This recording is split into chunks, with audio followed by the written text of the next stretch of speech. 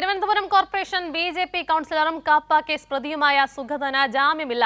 2 കേസുകളിലാണ് ജാമ്യം നിഷേധിച്ചത്. നെടുമങ്ങാട് മജിസ്ട്രേറ്റ് കോടതിയാണ് ജാമ്യാപേക്ഷ തള്ളിയത്. കൂടുതൽ വിവരങ്ങളുമായി തിരുവനന്തപുരത്ത് നിന്ന് നൌഫൽ കൂടി ചേർന്നു. നൌഫൽ, ഈ ഗുണ്ടാ നേതാവിനെ സംരക്ഷിക്കാനുള്ള ബിജെപി കോർപ്പറേഷന്റെ നീക്കം വിഫലമായി എന്ന് വേണം മനസ്സിലാക്കാൻ. എന്തൊക്കെയാണ് കൂടുതൽ വിവരങ്ങൾ?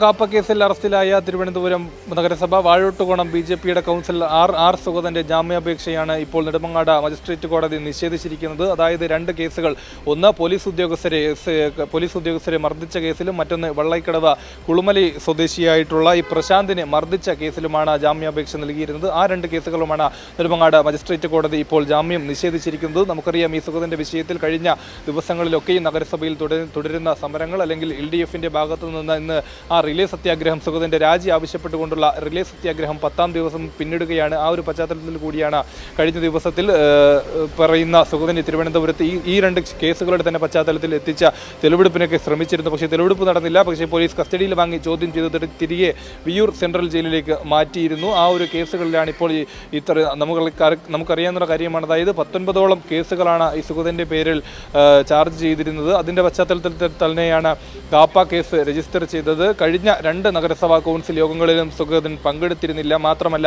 ഒരു സത്യപ്രതിജ്ഞാ ലംഘനമായി ഹൈക്കോടതിയുടെ ഒരു വിധി നിലനിൽക്കുന്നുണ്ട്. 4 ആഴ്ചയ്ക്കകം സത്യപ്രതിജ്ഞ ചെയ്തില്ല എങ്കിൽ സുഗതന്റെ കൗൺസിൽ സ്ഥാനം തന്നെ അയോഗ്യമാക്കപ്പെടുന്ന ഒരു സാഹചര്യം കൂടി നിലനിൽക്കുന്നുണ്ട്.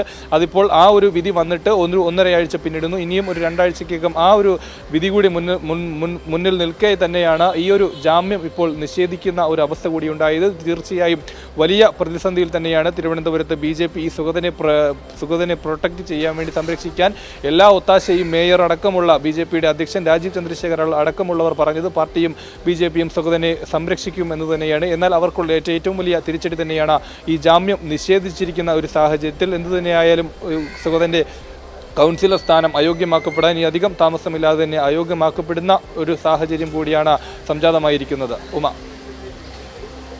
മാത്രമല്ല നൌഫൽ, ഈ കഴിഞ്ഞ ദിവസമാണ് സുഗതന്റെ പേര് പറഞ്ഞ കോർപ്പറേഷനിൽ അടക്കം കയ്യാങ്കളി ഉണ്ടായത്. മാത്രമല്ല, ഇനിയും സുഗതൻ അയോഗ്യനാക്കാനുള്ള സാഹചര്യങ്ങളൊക്കെ നിലനിൽക്കുന്ന സമയത്താണ് ഇത്തരത്തിലൊരു തിരിച്ചടി നേരിട്ടത് എന്നത് വലിയൊരു ശ്രദ്ധേയമായ കാര്യമാണ്.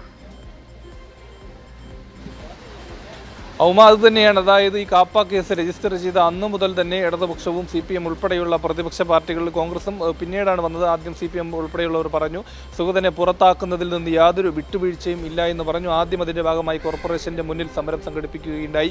പിന്നീടും BJP സുഗതനെ പ്രൊട്ടക്ട് ചെയ്യുന്ന ഒരു സാഹചര്യം വന്നപ്പോഴാണ് തിരുവനന്തപുരം നഗരസഭയുടെ മുന്നിൽ റിലേ സത്യാഗ്രഹം, ഓരോ ദിവസവും ഓരോ കൗൺസിലർമാരായിട്ട് റിലേ സത്യാഗ്രഹം ആരംഭിച്ചത്. അതിന് പിന്നാലെയാണ് കഴിഞ്ഞ ദിവസം, അതായത് ആദ്യത്തെ 2 കൗൺസിൽ യോഗങ്ങളിൽ ഈ സുഗതന് പങ്കെടുത്തിരുന്നില്ല.